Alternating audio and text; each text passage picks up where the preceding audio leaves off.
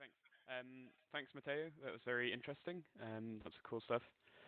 Perhaps surprisingly, I actually agree with your conclusion that mechanistic computation can't account for miscomputation. I don't know if that's surprising or not, but I want to say a little bit about why that is and what I think the conclusions of that are.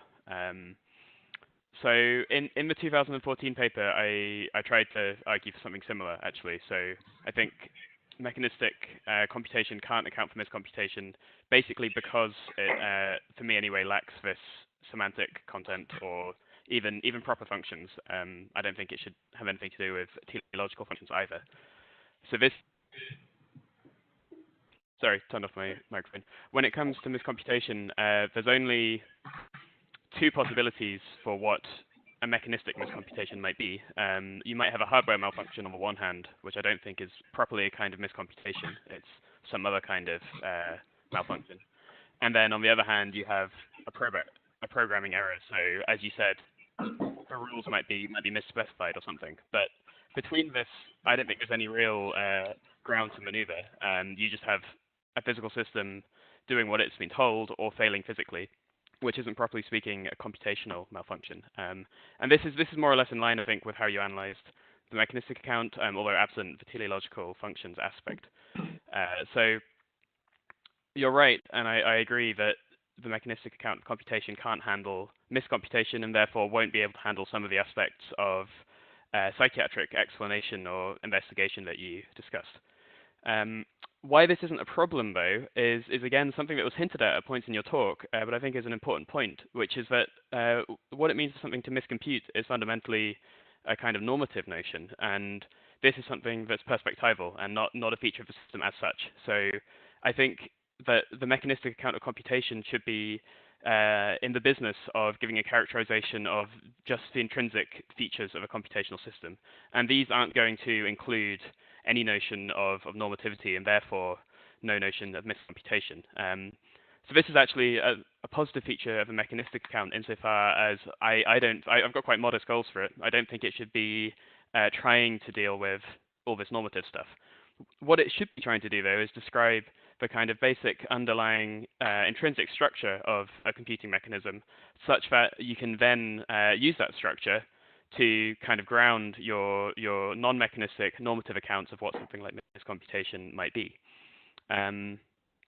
So the positive way to take this, which I've been trying to develop recently but haven't yet fully worked out, is to make what I think would be a useful distinction between computing mechanisms on the one hand, which are non-normative, non-semantic, non-teleological even, and kind of local and intrinsic, and computational explanation on the other hand. So I think in the literature and in Guattari's work in particular, there's been a conflation of computational explanation in psychology and cognitive science and computer science, and computing mechanisms on the other hand. And people have assumed that an account of computing mechanisms needs to be an account of computational explanation, but I don't think this is right. It's an explanation of what it is for something to be a computational system, which is then the kind of grounding for computational explanations. And computational explanations, importantly, I think we should acknowledge are somewhat perspectival, depend on our explanatory interests, and so on. And so it's no surprise that we get some aspects of normativity coming in here. So this is something you kind of ended on, the idea that what it means for something to be a miscomputation might depend to some extent on our explanatory interests. So again, I agree with you there. I think where I disagree with you is, for you, if I understood you correctly, that's always going to be it's a kind of non-permanent state of affairs. So there's always going to be some kind of crucial experiment which can distinguish between two perspectives, and one of them is going to be the correct one ultimately. Is that right? Yeah. Yeah. So I actually think the case of psychiatric disorders gives us a really nice way of seeing why that might not be the case, and there might just be irreconcilable explanatory perspectives, or at least perspectives that we don't need to reconcile, and that's okay. And one, this is just something that occurred to me as you were talking, but if we think of some psychiatric disorders, maybe schizophrenia in some cases, but particularly something like autism, there are aspects that you will say in one case or from one kind of perspective are disordered, or certain kinds of behaviors or processing patterns, but seen another way you might think are actually very, very useful. So, you know, a fine attention to detail in one context or in one sense might be disordered, and it might be suboptimal in that sense, but seen from another perspective, you might think actually this is a positive feature. And I don't think the structure of the system itself, so the computing mechanism, is ever going to decide between those two things. That's always going to be a feature of our external perspective on the system. So yeah, I think this is a case where this distinction I've been trying to flesh out between computing mechanisms and computational explanations might help explain what's going on. I mean, this isn't to disagree with you much. I think it leaves us with a kind of computational pluralism, like Lee endorses. Yeah, in the past I've maybe suggested that computing mechanisms are more fundamental in some sense. I'm not so sure I should stick to that anymore, or whether that's defensible, although for the sake of argument, I'll continue trying to defend it. Thanks. Thank you. So thanks for this rich set of comments. I want to take up three suggestions you made. The first one about the conflation between computing mechanism and computational explanation. I do agree that the two should not be confused. I think that part of the reason some people might be confusing them is because they might be buying into something like an ontic conception of explanation. If explanation is just something out there in the world, then I don't think there is much of a room for that distinction, right? And so this might be, one possible diagnosis for why the two might get conflated, which again doesn't mean that, say mechanisms can always be carved out in a mind-independent way. As a matter of fact, I do think that Craver would buy into some sort of perspectivalism with respect to the function of mechanisms. But again, he also argues that the explanation should be understood in terms of an ontic instead of an epistemic kind of notion. And so this might, I think, explain a little bit the confusion between these two notions. The second thing I wanted to pick up from what you said has to do with, say, focusing just on the intrinsic properties of a system taken to be computational would not involve, say, any normative consideration or any normativity, you said. Well, I'm not sure about that. I'm not sure about that because, again, if you just forget about the current state of knowledge about the evolutionary system, of the evolutionary history of brains and nervous systems more generally, and you just focus on more familiar cases like hearts, I think that you can make a good case for why ascribing certain normative properties on the basis of considerations of adaptiveness or selective history of a certain organism might carry over to the case of brains. So I think that the big difference between hearts and brains is that we know hearts way better than brains nowadays. But again, from an historical perspective, and this I think was in a footnote in my paper, that's also an achievement that is ascribing the correct function to hearts on the basis of evolutionary considerations. So that's where I'm not sure whether there is no room for normative properties ascribed to certain types of organic computational systems, like maybe brains. The last thing is disagreement you pointed out, potential disagreements between us. I think that, say, we can distinguish two kinds of underdeterminations. And I think that you want to say that, say, in any case, or most interesting cases, we might not be able, to ascribe the right, say, normative properties to certain computational systems on the basis of, say, the evidence we happen to have. I do agree that in principle, like with respect to modeling in science, there is always underdetermination. A different question is whether we should take seriously in principle cases of underdetermination. And again, one idea in the back of my mind is that part of the disagreements in the current discussions on how to individuate computing mechanisms work by assuming that there is an in principle kind of underdetermination. But again, one question is, should we take that kind of in principle underdetermination seriously? I'm not sure. Cool. Thanks very much. I'll let another speaker have a turn now, but that's very helpful. Cheers. So despite the fact that I've worked with Gualtiero quite a bit, he and I now have very different views of computation. So I'm very sympathetic with the semantic account of computation. And really, I wanted to ask a few questions.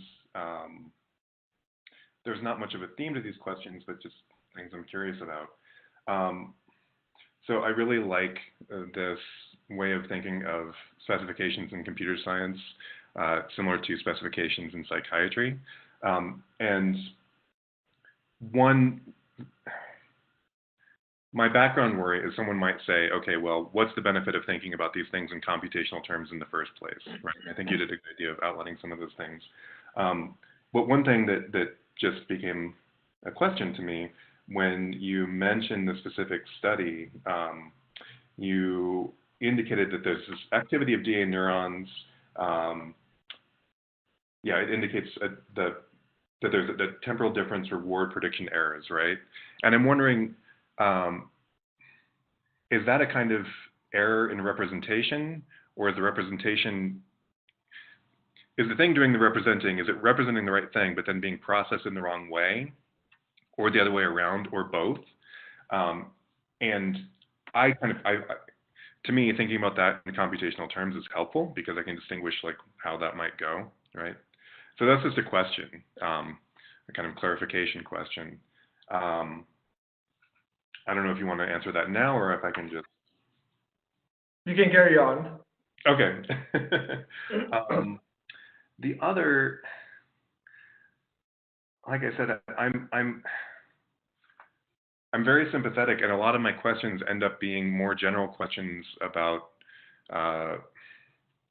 some of what Joe said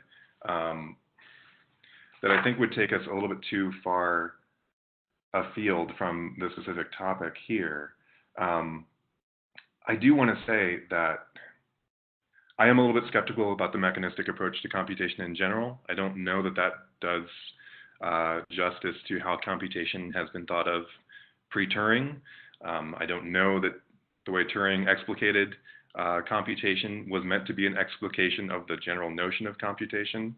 So I'm actually skeptical of this idea that there is no single universally adequate account of the nature of physical computation. I think it's going to all be cashed out in terms of representations. For me, this is an excellent case of, this works for my goal in saying that.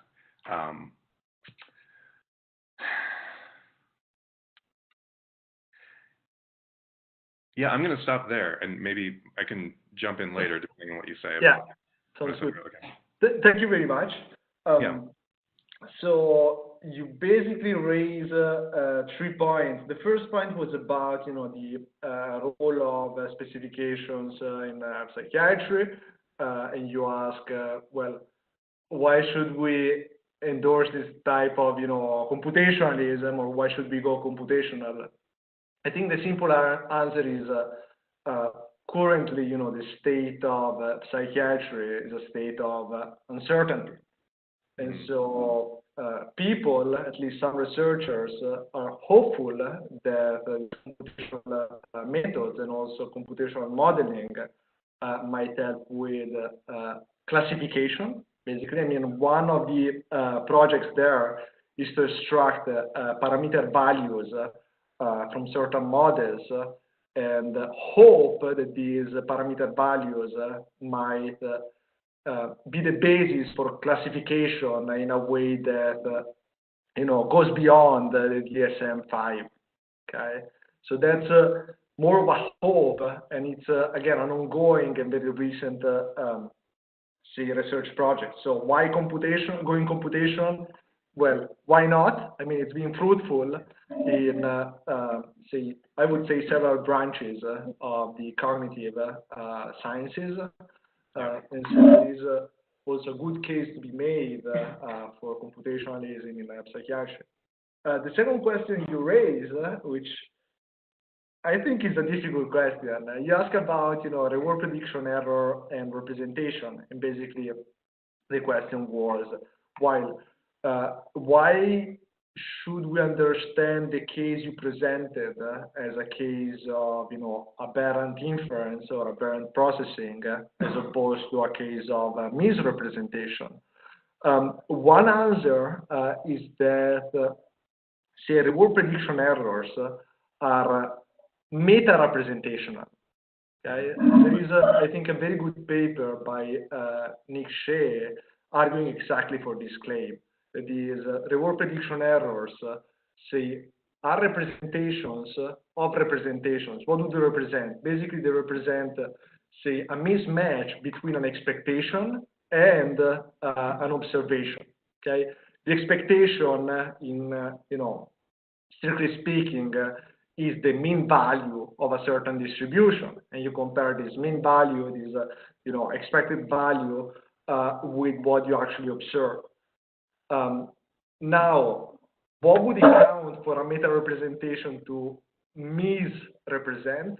I think that one way to answer that question is to ask yourself, what would it take for my belief that I believe that, I'm talking to Corey now, misrepresent?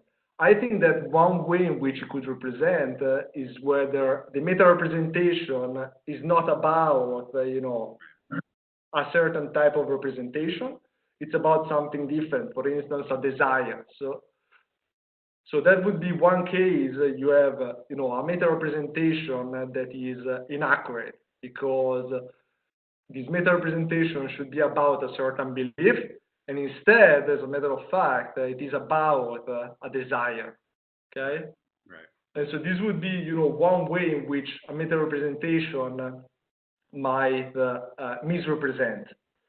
In the case of reward prediction error, if, a reward prediction error, say, is about a value, expected value, and an actual observation, then what would it take for that kind of meta-representation to misrepresent? Well, if it's about, let's say, two values instead of a value and an actual observation. Okay, this might be one way to answer that concern, but I think this question is actually difficult, and I think, I'm still thinking about how to handle, cases of meta misrepresentation in the case of reward prediction errors. And so thanks for that question. And the last thing you raised, it's about this pluralism. I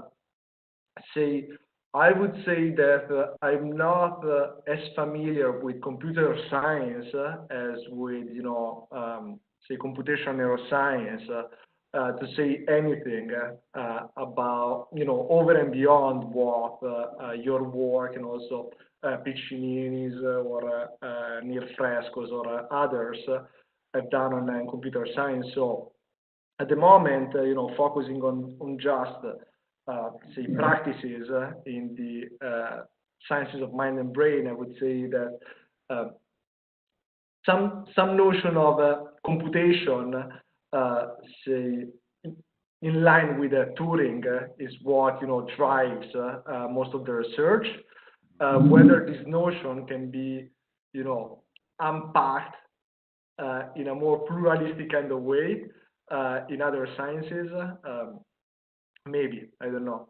But again, I'm more for, let's focus on the practice and let's ask what kind of, role does a certain notion of computation play in that practice. And if we can account, for the success of the practice in the light of, a certain notion of computation, then I think that's a reason, to endorse and accept that notion as fruitful. I absolutely agree. Great. Thanks. Well, perhaps we can switch to the last discussants who is going to pop out surprisingly. There. Dimitri. Hiding here all the time.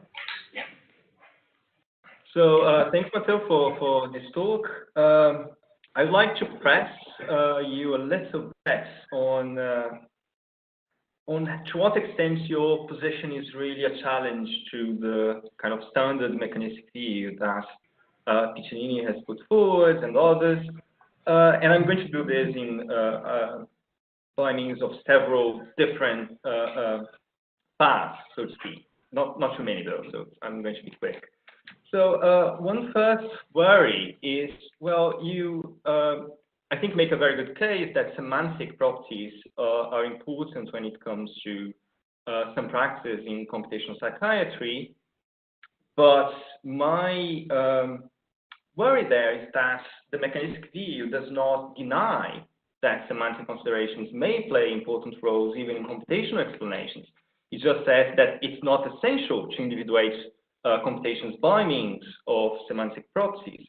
So I was wondering whether, to what extent is this actually incompatible with the mechanistic view? So this is one first point in which I think someone that is attracted to the kind of philologically based standard view that Piccinini has proposed might want to say, yes, I agree, but that's not really a problem for my view.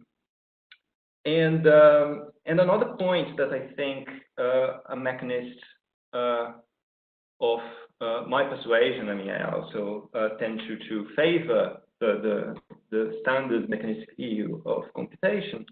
So I'm perhaps among the commentators the least skeptical about that view, is that you focus a lot on considerations that have to do with the context of discovery. Using it very loosely in computational psychiatry. So, for example, you say, well, it seems that considerations about teleological functions, be it understood in terms of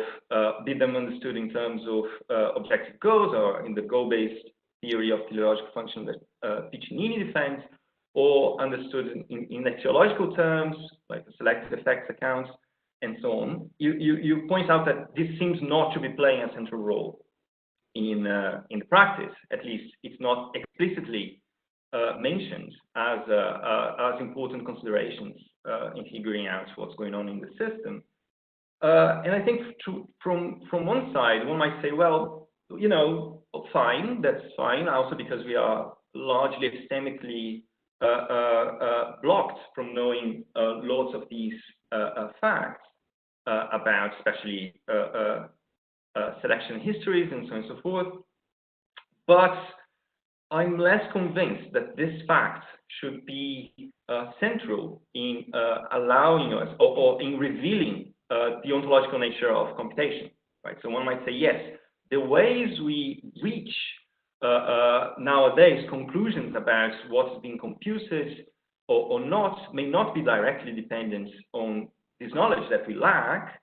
However, this does not automatically say anything about the individuation conditions for computational mechanisms, right? So, and relatedly to that, I think that another way that one might resist your points, wanting to defend a Piccinini-like kind of theory of computation, is to say, well, look, teleological functions are actually playing a role there. They're just implicitly there, right? So there is there are judgments about success and lack of success in fulfilling a certain task. And of course, even when individuating the task that we're interested in investigating, we tend to say, well, or to think, well, that's a function of that trait, of that system, and so on. And thinking about this as being a function of that system, of that mechanism, makes it so that we can then pass normative judgments about when the task it's supposed to perform is correctly formed or not, right? So I think that even if teleological considerations or considerations about teleological function might not be explicitly there, I think they do play a role in the background. We implicitly, or in a somewhat intuitive way, ascribe to these systems what we take to be the most plausible teleological functions that they are supposed to perform. And on that lies, we individuate the mechanism, or the computational mechanism in this case, that is supposed to be carrying out that function, and we also then get the criteria for determining whether that mechanism is working properly or not. And finally, and that's my last challenge, I think an important part of your argument is to say, well, look, computational psychiatry individuates the tasks that cognitive systems are supposed to perform in semantic terms, right? And then they explain how come those systems are able to successfully perform those tasks or unsuccessfully do so by ascribing content to computational vehicles, right? Now, one worry, and that's an argument that actually Egan has moved, and also I think Piccinini, is that, well, the fact that your explanandum is semantically individuated does not by itself entail that the explanantia, for what is doing the explanation, the explanatory work, should be similarly individuated, also in semantic terms, right? So one might say, well, fair enough, the semantic task or the task of interest is individuated semantically, if not just for the basic fact that it is a task that has to do with the relationships between an organism and its environment. But this does not by itself show that the explanation for the performance of that task should also be framed or individuated in semantically, right? So I think basically in summary that there are several ways in which the mechanist or the standard mechanicist about computation can say, well, of course, I agree that computational psychiatry does make use of semantic considerations, but look, that does not mean one that this should lead us to think that that's essential for individuating computation or computational mechanisms. And I also do not think that it shows that teleological functions do not play a role. I think they may be there, but just implicitly there, right? Due to epistemic limitations that we have in fact figuring out what actually a system is supposed to do, has a teleological function to do. So I'll just leave you with these challenges, and I'm curious to see how you see these things. Thank you very much, Dimitri. So you raise, I think, at least 4 points, which I think point to an overarching question, which is something I touched upon in the conclusions. So the overarching question is basically, what's the upshot, of an explication for the ontological task of individuating a certain system as a computing system?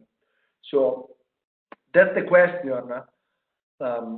Then I can go over, the different points you raised. The first point you raised is about to what extent we should take seriously, the necessity claim that, say, representations or content is necessary when it comes to individuating computing systems, at least in certain practices. Here I would say that metaphysically, it might not be necessary. However, again, given the knowledge we have, the equipment we have, it is necessary. not in a metaphysical sense, but in an epistemic sense. That is, unless you typify certain vehicles in terms of, for instance, carrying the content that is a reward prediction error, then you cannot say individuate say a prefrontal cortex basal ganglia mechanism as computing anything. Again, this is based on say epistemic considerations mainly. And again, my answers would be similar to your questions.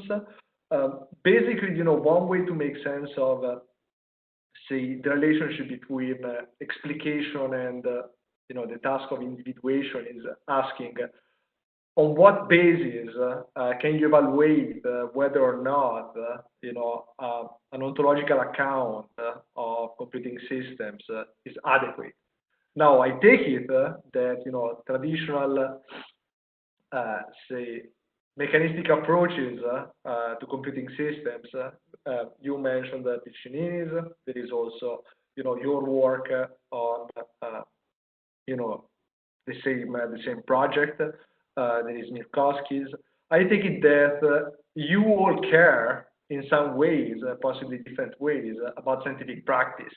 Now, insofar as you do care about scientific practice, and insofar as early on I quoted from Piccinini that his account is able to explicate, say, actual practices in the computational science, then one question is, well, either you take the practice seriously, and so that might be one source of evidence for the adequacy of your account, or you do not. If you do not, I'm happy with your project, but again, you shouldn't claim that your project has any bearing whatsoever on what people might be doing in a lab. Okay? If you do care about the practice, though, again, there is a bridge, and the bridge goes, back and forth between your ontological account and what you presented as, context of discovery or context of, more epistemically charged context. The same apply also for, the questions about teleology. Again, in principle, I do agree that there might be one, two, or more functions, teleological functions for brains. We simply don't know them. So insofar as we don't know what those teleological functions are, I think that evaluating the success of a certain account of what the system does might be more wise to evaluate this account in the light of what successful practices show us. The last thing about actually, two last things. One thing related to what I just said, it might well be the case that you don't need to say individuate vehicles, types of vehicles on the basis of semantics for well understood say mechanisms in simple organisms. But again, even where you have the complete wiring diagrams of certain, simple organisms, it's not clear, what kind of functions, teleological functions, those mechanisms are carrying out. And again, to find out, typically, say researchers ascribe certain functions based on, a task, and based on a mapping between that task and an algorithm from certain branches of computer science. And again, it seems that content drives the hypothesis without being metaphysically necessary, I think, to typify vehicles in all kinds of systems. The last thing I wanted to mention is about Egan. I do like an account about the kind of content being mathematical, and again I think that's consistent with my claim. when she talks about, an explanatory gloss, which involves, intentional states of researchers or semantics, I think that's the interesting part, actually. It is what, say, drives the research and what actually drives successful research is the explanatory gloss, which again can be used also to provide reasons in support of certain ontological accounts of, computing systems. Right, great. So thanks. I think this clears up a lot about where exactly the dispute is between you and the mechanisms. I won't press on in case anyone else wants to ask questions. Yeah.